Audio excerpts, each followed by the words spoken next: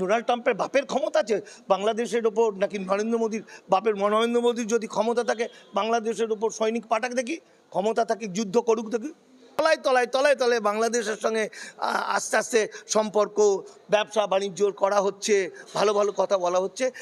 এই যে দুমুখো সাপ, এই দ্বিচারিতাটা নরেন্দ্র মোদীর, অমিত শাহের আজকে ভারতবর্ষ কেন সারা পৃথিবী বুঝে গেছে। ফলত বাংলাদেশকে আরে যার মৃত্যুর কোনো ভয় নেই, তো তা মাওবাদীদের কোনো ভয় আছে? নেই। কেন ভয় নেই? তারা মৃত্যুকেই ভয় পায় না, তাই তারা ঝাঁপিয়ে পড়তে পারে। যে লোকটা ধরেই নিয়েছে যে আমি মরতে পারি, তো সেই লোকটাকে মারার চোখ রাঙিয়ে কোনো লাভ নেই।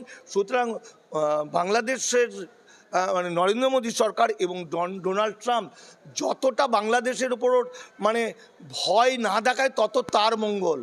কারণ বাংলাদেশকে ভয় দেখালে আখেরে কিন্তু বাংলাদেশের ইয়ং ছেলেমেয়েরা, এবং বাংলাদেশ শুধু মুসলমান নয়, বাংলাদেশের সংখ্যালঘু হিন্দু এবং মুসলমানরা একে অপরের সঙ্গে এমনভাবে গেঁথে এসছে, তারা প্রত্যেকেই এক একটা মানব বোমা। সুতরাং নিজের দেশকে বাঁচাতে তারা পারে না, পৃথিবীতে এমন কোনো কাজ নেই। তার মির্জাফরকে যদি 1000 দিয়ে গুণ করা হয় তাহলে শুভেন্দুকে বিচুটি দিয়ে পিটিয়ে মানে একদম পাছায় দড়ি দিয়ে বেঁধে, একদম মানে কোমরে দড়ি দিয়ে বেঁধে রাস্তা দিয়ে নিয়ে যাওয়া উচিত, বাঙালি জাতিকে ধ্বংস করার চেষ্টা করার জন্য। বাংলাদেশটা তো নরেন্দ্র মোদী মানে ভারতের তো রাঁড় ছিল, থাকে না? তো ভারতের প্রধানমন্ত্রী যা বলবে বাংলাদেশ তাই করবে, এতদিন তাই ছিল। কারণ বাংলাদেশ বুঝি একটা পরাধীন রাষ্ট্র, সেখানে কোনো স্বাধীনতা নেই।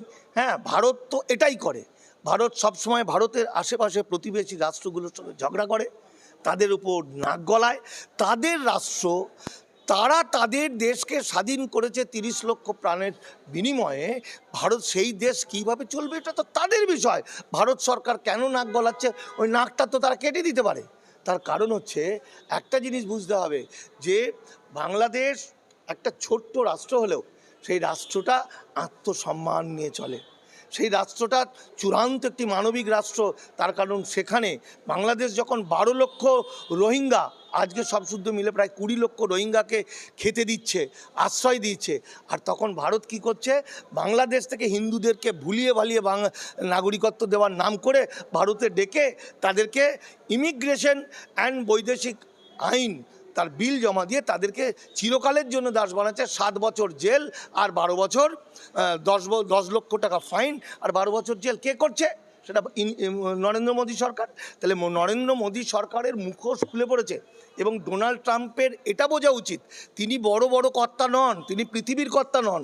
তার 5-8টা যে কটা কুত্তার রাষ্ট্র আছে তার কর্তা তিনি হতে পারেন, কিন্তু ডোনাল্ড ট্রাম্পের এই জিনিসটা বুঝতে হবে তাকে, যে ভিয়েতনাম একটা ছোট্ট রাষ্ট্র, 12 বছর যুদ্ধ করে করে ঘুম ছুটিয়ে দিয়েছিল ওদের, ঠিক আছে? সেরকম বাংলাদেশ, যেখানে শুধুমাত্র গণ অভ্যুত্থানের সময় শেখ হাসিনার অন্যায়ের বিরুদ্ধে তারা বাঙালি, এই বাঙালিরা আমার সোনার বাংলা বলে রাষ্ট্রের গুলির মুখে দাঁড়িয়ে সারা এরমভাবে দাঁড়িয়ে গেল, 1400 প্রাণ দিয়ে দিল। তাহলে প্রাণ দেওয়াটা কোনো বিষয় নাই যাদের কাছে। আর বাংলাদেশে যেহেতু সংখ্যাগুরুরা মুসলমান, তো মুসলমানদের তো ধর্মেই আছে অন্যায়ের বিরুদ্ধে প্রতিবাদ করা। সুতরাং ডোনাল্ড ট্রাম্প কী করবে? ডোনাল্ড ট্রাম্পের বাপের ক্ষমতা আছে বাংলাদেশের ওপর, নাকি নরেন্দ্র মোদীর বাপের নরেন্দ্র মোদীর যদি ক্ষমতা থাকে বাংলাদেশের ওপর সৈনিক পাঠাক দেখি, ক্ষমতা থাকে যুদ্ধ করুক দেখি, করুক। যেটা সত্যি সেটা বলতে হবে। আমি ভারতবর্ষে জন্মগ্রহণ করেছি, ভারতের মাটি আমার মা, আমার বাবা, এবং বাংলাদেশে যে লোকগুলো আছে তারাও ভারতকে সেইভাবে সম্মান করে, কারণ তারাও একসময় ছিল ভারতীয়। আজকে তাদেরকে বিভেদ করে দিয়েছে বলে তারা কিন্তু আমাদের শত্রু নয়। এমনকি বাংলাদেশের সঙ্গে ভারতের যে চুক্তি, যে 1974 সালের ইন্দিরা মুজির যে চুক্তি, সেই ট্রিটিটা কি এখনও বাতিল হয়েছে? মুখে হিন্দু উদ্বাস্তুদের ধরার জন্য নানা রকম কায়দা করে ফেক নিউজ ছড়ানো হচ্ছে বিভিন্ন চ্যানেলের মধ্যে দিয়ে, আর তলায় তলায় তলায় তলায় বাংলাদেশের সঙ্গে আস্তে আস্তে সম্পর্ক, ব্যবসা বাণিজ্য করা হচ্ছে, ভালো ভালো কথা বলা হচ্ছে। এই যে দুমুখো সাপ, এই দ্বিচারিতাটা নরেন্দ্র মোদী, অমিত শাহের আজকে ভারতবর্ষ কেন সারা পৃথিবী বুঝে গেছে। ফলত বাংলাদেশকে আরে যার মৃত্যুর কোনো ভয় নেই, তো তা মাওবাদীদের কোনো ভয় আছে? নেই। কেন ভয় নেই? তারা মৃত্যুকেই ভয় পায় না, তাই তারা ঝাঁপিয়ে পড়তে পারে। যে লোকটা ধরেই নিয়েছে যে আমি মরতে পারি, তো সেই লোকটাকে মারার চোখ রাঙিয়ে কোনো লাভ নেই। সুতরাং বাংলাদেশের মানে নরেন্দ্র মোদী সরকার এবং ডোনাল্ড ট্রাম্প যতটা বাংলাদেশের উপর মানে ভয় না দেখায় তত তার মঙ্গল। কারণ বাংলাদেশকে ভয় দেখালে আখেরে কিন্তু বাংলাদেশের ইয়ং ছেলেমেয়েরা, এবং বাংলাদেশ শুধু মুসলমান নয়, বাংলাদেশের সংখ্যালঘু হিন্দু এবং মুসলমানরা একে অপরের সঙ্গে এমনভাবে গেঁথে এসছে, তারা প্রত্যেকেই এক একটা মানব বোমা। সুতরাং নিজের দেশকে বাঁচাতে তারা পারে না, পৃথিবীতে এমন কোনো কাজ নেই। সুতরাং শুভেন্দু অধিকারী কি বলল? শুভেন্দু অধিকারী বলছে যারা উপর বাংলাদেশে তাদেরকে সরকারের কাছে অনুরোধ করছে তাদেরকে না যেন জেলে পাঠানো।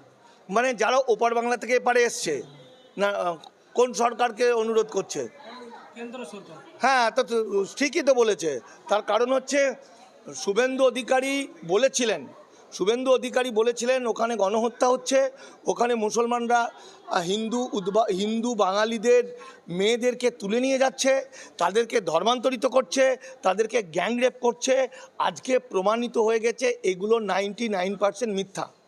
এবার ওখান থেকে যে মানুষগুলো চলে এসছে, সেই মানুষগুলোকে শুভেন্দুর কথাই চলে এসছে, শুভেন্দুর বাপের ক্ষমতা হলো না তাদের রক্ষা করি, তাদের জন্য কোনো শরণার্থী স্বীকৃতি দেওয়া হলো না, তাদের জন্য ভিসা দেওয়া হলো না, তারা আইনের চোখে হয়ে গেছে ইল্লিগাল মাইগ্রেন্ট।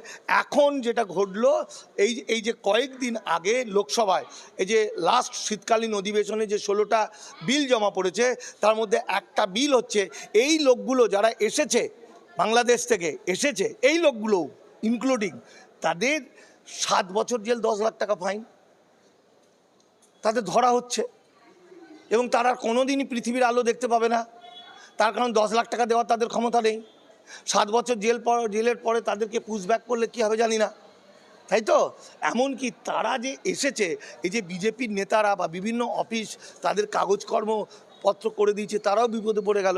সুতরাং শুভেন্দু অধিকারীকে পা থেকে মাথা পর্যন্ত বিচুটি দিয়ে পেটাতে হবে, বিচুটি দিয়ে পিটিয়ে এই পেটানোটা দরকার তো হলো হিন্দু উদ্বাস্তুদের। হ্যাঁ, মুসলমানদের উচিত হচ্ছে সেজবে খিলখিল করে হাসা, তাই তো?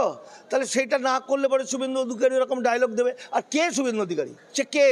এ সমাজে তার ভূমিকা কি? আমার একটি উপন্যাস আছে চোখের পানি, সেটা আমরা তেহরানে বেস্ট ফিল্ম হয়েছিল, আমার সিনেমা, তাই তো? সেটাতে আমার চরিত্রটা মেন ছিল শুভেন্দু অধিকারীকে দেখে লেখা। আমার এরকম মোটা বই, আমার আজকে লজ্জা লাগে যে কোন কুলাঙ্গার আমার হিরো ছিল গল্পের, কারণ সেই সময় তার ভূমিকাটা ভালো ছিল নন্দীগ্রাম আন্দোলনে, তাই শুভেন্দুকে নিয়েছিলাম। আজকে তার ভূমিকা পৃথিবীর মধ্যে সবচেয়ে খারাপ, গাদ্দার। মির্জাফরকে যদি 1000 দিয়ে গুণ করা হয় তাই, তাহলে শুভেন্দুকে বিচুটি দিয়ে পিটিয়ে মানে একদম পাছায় দড়ি দিয়ে বেঁধে, একদম মানে কোমরে দড়ি দিয়ে বেঁধে রাস্তা দিয়ে নিয়ে যাওয়া উচিত, বাঙালি জাতিকে ধ্বংস করার চেষ্টা করার জন্য, বাংলাকে ধ্বংস করার জন্য।